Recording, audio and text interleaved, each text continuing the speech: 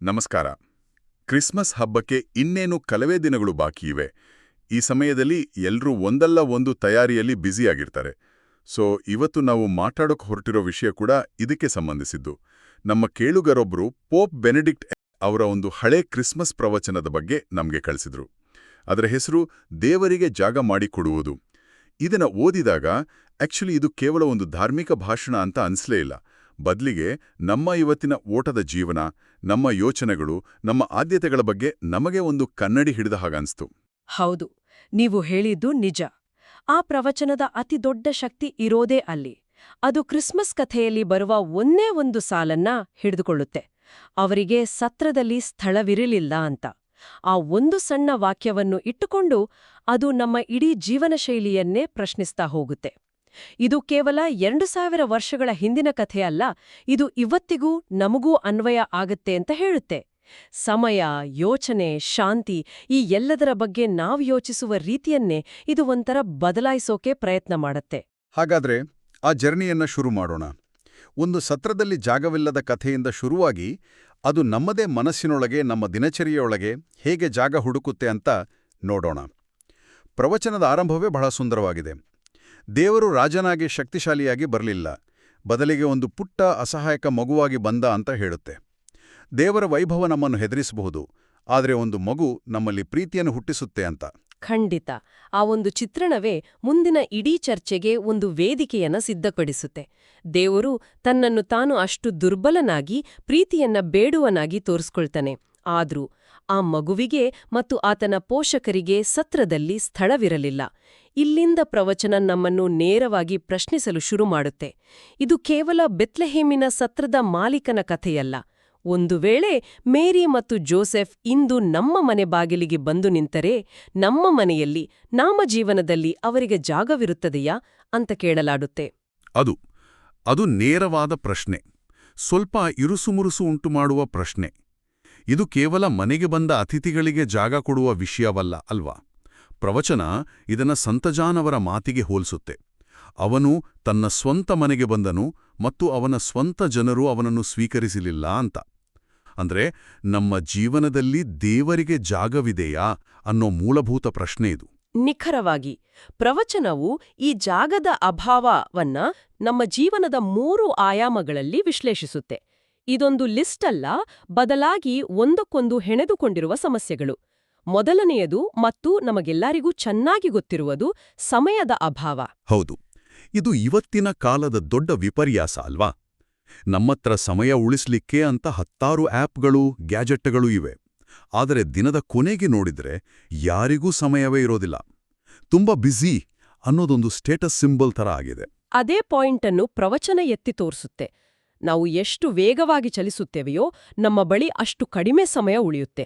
ನಮ್ಮ ಇಡೀ ದಿನದ ಕ್ಯಾಲೆಂಡರ್ ಸಂಪೂರ್ಣವಾಗಿ ತುಂಬಿ ಹೋಗಿದೆ. ಮೀಟಿಂಗ್ಗಳು, ಡೆಡ್ಲೈನ್ಗಳು, ಸೋಷಿಯಲ್ ಮೀಡಿಯಾ ಎಲ್ಲವೂ ತುರ್ತು ಅಂತ ಅನ್ಸುತ್ತೆ.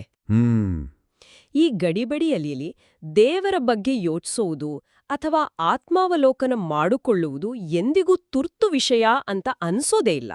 ಆಮೇಲೆ ನೋಡೋಣ ಅಂತ ಮುಂದೋಡ್ತೀವಿ. ನಮ್ಮ ಸಮಯವೆಂಬ ಸತ್ರದಲ್ಲಿ ಎಲ್ಲಾ ರೂಮ್ಗಳು ಈಗಾಗಲೇ ಬುಕ್ ಆಗ್ಬಿಟ್ಟಿವೆ. ಹಾಗಾದ್ರೆ ನಮ್ಮ ಕ್ಯಾಲೆಂಡರ್ಗಳು ತುಂಬಿವೆ ಸರಿ, ಆದರೆ ಪ್ರವಚನ ಹೇಳುತ್ತೆ ಈ ಸಮಸ್ಯೆ ನಮ್ಮ ಸಮಯಕ್ಕೆ ಮಾತ್ರ ಸೀಮಿತವಾಗಿಲ್ಲ, ನಮ್ಮ ಯೋಚನೆಗಳಿಗೂ ಹಬ್ಬಿದೆ ಅಂತ. ಅಂದರೆ ಎರಡನೇ ಅಭಾವ ನಮ್ಮ ಯೋಚನೆಗಳಲ್ಲಿ ಸ್ಥಳವಿಲ್ಲದಿರುವುದು. ದೇವರ ಕಲ್ಪನೆ ಅಥವಾ ಗಾಡ್ ಹೈಪೋಥೆಸಿಸ್ ಅನ್ನೋ ಪದವನ್ನು ಇಲ್ಲಿ ಬಳಸಲಾಗಿದೆ. ಇದರ ಅರ್ಥವೇನು? ಇದು ಬಹಳ ಆಳವಾದ ವಿಚಾರ. 18ನೇ ಶತಮಾನದಲ್ಲಿ ವಿಜ್ಞಾನಿ ಲ್ಯಾಪ್ಲಾಸ್ ಜಗತ್ತು ಹೇಗೆ ಕೆಲಸ ಮಾಡುತ್ತೆ ಅಂತ ವಿವರಿಸಲು ನನಗೆ ದೇವರ ಅವಶ್ಯಕತೆ ಇಲ್ಲ ಅಂತ ಹೇಳಿದ್ದ. ಅಲ್ಲಿಂದ ಈ ಗಾಡ್ ಹೈಪೋಥೆಸಿಸ್ ಅನ್ನೋ ಮಾತು ಚಾಲ್ತಿಗೆ ಬಂತು. ಅಂದ್ರೆ ಜಗತ್ತಿನ ರಹಸ್ಯಗಳನ್ನು ವಿಜ್ಞಾನ ಮತ್ತು ತರ್ಕದಿಂದ ಬಿಡಿಸಬಹುದಾಗಿರುವಾಗ ಅದಕ್ಕೊಂದು ದೈವಿಕ ಕಾರಣ ಬೇಕಾಗಿಲ್ಲ ಅನ್ನೋ ವಾದ. ಪ್ರವಚನ ಹೇಳುವುದೇನೆಂದರೆ, ಈ ವೈಜ್ಞಾನಿಕವಾದ ಕೇವಲ ಸಂಶೋಧನಾ ಕೇಂದ್ರಗಳಿಗೆ ಸೀಮಿತವಾಗಿಲ್ಲ, ಅದು ನಮ್ಮೆಲ್ಲರ ಸಾಮಾನ್ಯ ಯೋಚನಾ ಕ್ರಮವಾಗಿ ಬದಲಾಗಿದೆ.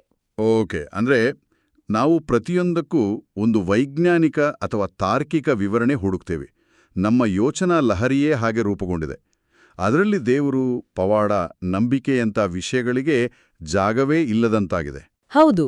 ಯಾರಾದ್ರೂ ದೇವರು ನಮ್ಮ ಯೋಚನೆಯ ಬಾಗಿಲನ್ನು ತಟ್ಟಿದ್ರೂ, ಪರ್ದೋನ್, ಇದಕ್ಕೆ ಲಾಜಿಕಲ್ ಕಾರಣ ಇಲ್ಲ ಅಂತ ಹೇಳಿ ನಾವು ಬಾಗಿಲು ಮುಚ್ಚಿಬಿಡ್ತೀವಿ. ಇದು ನೀವು ಹೇಳ್ತಿರೋದು ಸರಿನಾ? ಹೌದು, ಅದನ್ನೇ. ನಮ್ಮ ಆಲೋಚನೆಗಳ ಜಗತ್ತು ಅಷ್ಟು ಸಂಪೂರ್ಣವಾಗಿ, ಅಷ್ಟು ಅಚ್ಚುಕಟ್ಟಾಗಿ ರಚಿಸಲ್ಪಟ್ಟಿದೆ ಅದರಲ್ಲಿ ಅಜ್ಞಾತಕ್ಕೆ, ರಹಸ್ಯಕ್ಕೆ, ದೈವಿಕತೆಗೆ ಜಾಗವೇ ಇಲ್ಲ.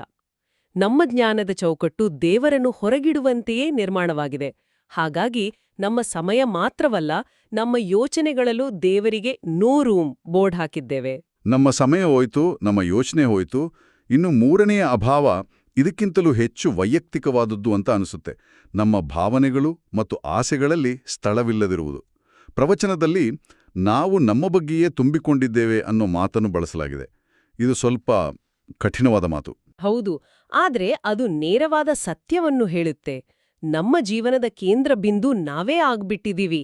ನನ್ನ ಗುರಿಗಳು, ನನ್ನ ಸಂತೋಷ, ನನ್ನ ಯಶಸ್ಸು, ನನ್ನ ಯೋಜನೆಗಳು, ನಮ್ಮ ಇಡೀ ಭಾವನಾತ್ಮಕ ಪ್ರಪಂಚ ಇದ್ರಿಂದಲೇ ತುಂಬಿ ಹೋಗಿದೆ. ಈ ಆತ್ಮಕೇಂದ್ರಿತ ಮನಸ್ಥಿತಿಯಲ್ಲಿ ದೇವರಿಗೆ ಜಾಗ ಎಲ್ಲಿರುತ್ತೆ?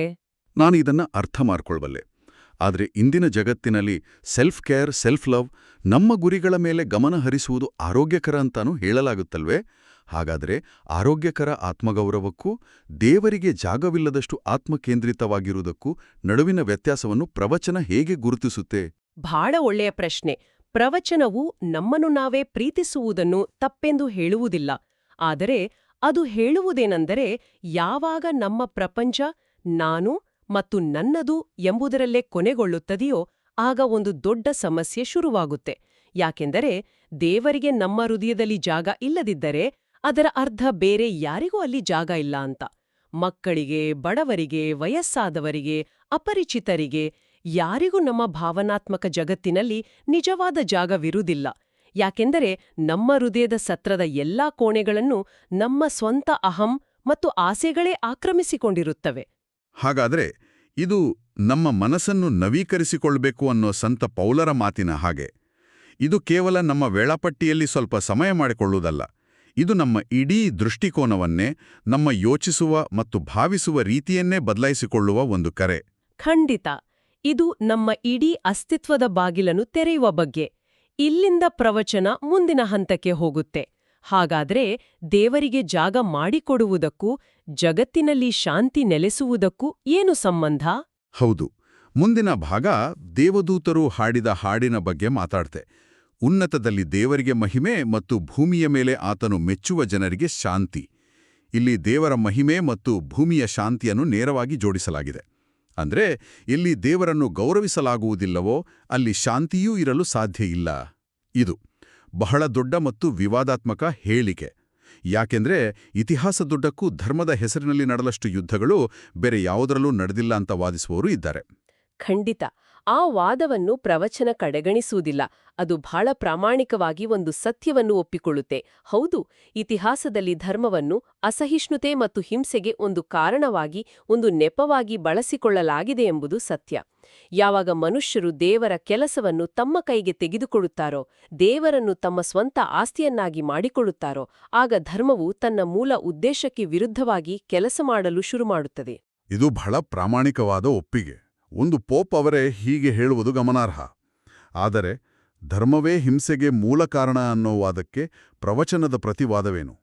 ದೇವರನ್ನು ನಿರಾಕರಿಸಿದರೆ ಜಗತ್ತಿನಲ್ಲಿ ಶಾಂತಿ ನೆಲೆಸುತ್ತದೆಯಾ? ಇಲ್ಲ, ಖಂಡಿತ ಇಲ್ಲ ಅಂತ ಪ್ರವಚನ ಸ್ಪಷ್ಟವಾಗಿ ಹೇಳುತ್ತೆ. ಮತ್ತು ಅದಕ್ಕೆ ಒಂದು ಬಲವಾದ ಕಾರಣವನ್ನು ಕೊಡುತ್ತೆ. ಯಾವಾಗ ದೇವರ ಬೆಳಕು ಆರಿಹೋಗುತ್ತದೆಯೋ ಆಗ ಮನುಷ್ಯನ ದೈವಿಕ ಘನತೆಯ ಬೆಳಕು ಆರಿಹೋಗ್ತದೆ. ಆಗ ಮನುಷ್ಯ ಕೇವಲ ಒಂದು ವಸ್ತು, ಒಂದು ಉತ್ಪನ್ನವಾಗಿ ಉಳಿಯುತ್ತಾನೆ, ದೇವರ ಪ್ರತಿರೂಪವಾಗಿ ಉಳಿಯೋದಿಲ್ಲ. ಅಂತಹ ಸಮಯದಲ್ಲಿ ಮನುಷ್ಯನನ್ನು ತುಳಿಯುವುದು, ಬಳಸಿಕೊಳ್ಳುವುದು, ನಾಶ ಮಾಡುವುದು ಸುಲಭವಾಗುತ್ತದೆ. ಕಳೆದ ಶತಮಾನದಲ್ಲಿ ನಡೆದ ಭೀಕರ ನರಮೇಧಗಳು, ಕ್ರೌರ್ಯಗಳು ಇದಕ್ಕೆ ಸಾಕ್ಷಿ. ದೇವರನ್ನು ವ್ಯವಸ್ಥೆಯಿಂದ ಸಂಪೂರ್ಣವಾಗಿ ತೆಗೆದುಹಾಕಿದಾಗ ಮನುಷ್ಯನ ಘನತೆಗೆ ಯಾವುದೇ ಆಧಾರ ಉಳಿಯೋದಿಲ್ಲ. ಅಂದ್ರೆ ದೇವರ ಮೇಲಿನ ನಂಬಿಕೆಯೇ ಪ್ರತಿಯೊಬ್ಬ ವ್ಯಕ್ತಿಗೂ, ಆತ ಎಷ್ಟೇ ದುರ್ಬಲನಾಗಿದ್ದರೂ ಒಂದು ಉಲ್ಲಂಘಿಸಲಾಗದ ಘನತೆಯನ್ನು ಕೊಡುತ್ತದೆ. ಬಡವರಲ್ಲಿ, ರೋಗಿಗಳಲ್ಲಿ, ಅಪರಿಚಿತರಲ್ಲಿ ಎಲ್ಲರಲ್ಲೂ ದೇವರ ಅಂಶವನ್ನು ನೋಡಲು ಸಾಧ್ಯವಾದಾಗ ಮಾತ್ರ ನಿಜವಾದ ಶಾಂತಿ ಸಾಧ್ಯ. ನಾವೆಲ್ಲರೂ ಒಂದೇ ತಂದೆಯ ಮಕ್ಕಳು ಎಂಬ ಭಾವನೆ ಬಂದಾಗ ಮಾತ್ರ ನಾವು ಪರಸ್ಪರ ಗೌರವಿಸಲು ಸಾಧ್ಯವಾಗುತ್ತದೆ. ಇದುವೇ ಪ್ರವಚನದ ವಾದ. ನಿಖರವಾಗಿ. ಅದಕ್ಕಾಗಿಯೇ ಕ್ರಿಸ್ತನು ನಮ್ಮ ಶಾಂತಿ ಎಂದು ಕರೆಯಲಾಗುತ್ತದೆ. ಈ ಭಾಗ ಒಂದು ಪ್ರಾರ್ಥನೆಯೊಂದಿಗೆ ಮುಗಿಯುತ್ತೆ. ನಿನ್ನ ಹೆಸರಿನಲ್ಲಿ ಹಿಂಸೆ ನಡೆಸಬೇಕು ಎಂದು ಭಾವಿಸುವರ ಮನಸ್ಸನ್ನು ಪರಿವರ್ತಿಸು. ಹಿಂಸೆಯು ಎಷ್ಟು ನಿರರ್ಥಕ ಎಂದು ಅವರು ಅರಿಯುವಂತೆ ಮಾಡೋ ಮತ್ತು ನಿನ್ನ ನಿಜವಾದ ಮುಖವನ್ನು ಅವರು ಗುರುತಿಸಲಿ ಎಂದು. ಇದು ನಂಬಿಕೆಯ ಹೆಸರಿನಲ್ಲಿ ನಡೆಯುವ ಹಿಂಸೆಯನ್ನು ಸ್ಪಷ್ಟವಾಗಿ ಖಂಡಿಸುತ್ತದೆ ಮತ್ತು ನಿಜವಾದ ನಂಬಿಕೆ ಶಾಂತಿಯ ಕಡೆಗೆ ಕೊಂಡೊಯ್ಯುತ್ತದೆ ಎಂದು ಪ್ರತಿಪಾದಿಸುತ್ತದೆ. ಇಲ್ಲಿಯವರೆಗಿನ ಚರ್ಚೆ ಬಹಳ ಗಹನವಾಗಿದೆ. ನಮ್ಮ ಜೀವನದಲ್ಲಿ ಜಾಗದ ಅಭಾವದಿಂದ ಶುರುವಾಗಿ ಅದು ಜಾಗತಿಕ ಶಾಂತಿಯವರೆಗೂ ಬಂದ್ ನಿಂತಿದೆ. ಪ್ರವಚನದ ಕೊನೆಯ ಭಾಗದಲ್ಲಿ ಮತ್ತೆ ಕ್ರಿಸ್ಮಸ್ ಕಥೆಗೆ ವಾಪಸ್ ಬರುತ್ತೇವೆ. ಕುರುಬರ ಪಾತ್ರ ಇಲ್ಲಿ ಮುಖ್ಯವಾಗುತ್ತದೆ. ದೇವದೂತರ ಸಂದೇಶ ಕೇಳಿದ ತಕ್ಷಣ ಕುರುಬರು ಆತುರದಿಂದ ಬೆತ್ಲೆಹೆಮ್ಗೆ ಹೊರಟ್ರು ಅಂತ ಹೇಳಲಾಗಿದೆ. ಹೌದು, ಆ ಆತುರ ಅನ್ನುವ ಪದ ಬಹಳ ಮುಖ್ಯ. ಯಾಕೆಂದ್ರೆ ಅದು ನಮ್ಮ ಇಂದಿನ ಮನಸ್ಥಿತಿಗೆ ಸಂಪೂರ್ಣವಾಗಿ ವಿರುದ್ಧವಾಗಿದೆ. ನಾವು ದೇವರ ವಿಷಯದಲ್ಲಿ ಎಂದಿಗೂ ಆತುರ ತೋರಿಸೋದಿಲ್ಲ. ಅದೆಲ್ಲ ಆಮೇಲೆ ನೋಡ್ಕೊಂಡ್ರಾಯ್ತು ಅಂತ ಭಾವಿಸ್ತೀವಿ. ಆದ್ರೆ ಕುರುಬರು ಹಾಗೆ ಮಾಡ್ಲಿಲ್ಲ. ಅವ್ರಿಗೆ ಒಂದು ಸಂದೇಶ ಸಿಕ್ಕಿತು ಮತ್ತು ಅವರು ತಕ್ಷಣವೇ ಹೊರಟ್ರು. ಅವರನ್ನು ಮುಂದೂಡಿದ್ದು ಪವಿತ್ರ ಕುತೂಹಲ ಮತ್ತು ಪವಿತ್ರ ಸಂತೋಷ ಅಂತ ಪ್ರವಚನ ಹೇಳುತ್ತೆ. ಪವಿತ್ರ ಕುತೂಹಲ, ಈ ಪದವೇ ಸುಂದರವಾಗಿದೆ. ಕುರುಬರು ಬೆತ್ಲೆಹೆಮ್ಗೆ ಹೋಗೋಣ ಅಂತ ಹೇಳಿಕೊಂಡು ಹೊರಡ್ತಾರೆ. ಈ ಮಾತಿಗೆ ಪ್ರವಚನದಲ್ಲಿ ವಿಶೇಷವಾದ 2 ಹಂತದ ಅರ್ಥವನ್ನು ಕೊಡಲಾಗಿದೆ ಅಲ್ವೇ? ಹೌದು, ಇಲ್ಲಿ ಪ್ರವಚನ ಬಹಳ ಜಾಣ್ಮೆಯಿಂದ ಮಾತುಗಳ ಜೊತೆ ಆಟವಾಡುತ್ತೆ.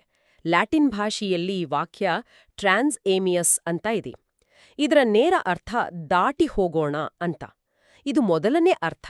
ಅಂದ್ರೆ ನಮ್ಮ ದೈನಂದಿನ ಚಿಂತೆಗಳನ್ನು, ಅಭ್ಯಾಸಗಳನ್ನು, ನಮ್ಮ ಭೌತಿಕ ಪ್ರಪಂಚದ ಗಡಿಗಳನ್ನು ದಾಟಿ ಹೋಗಿ ದೇವರನ್ನು ಸಂಧಿಸುವುದು.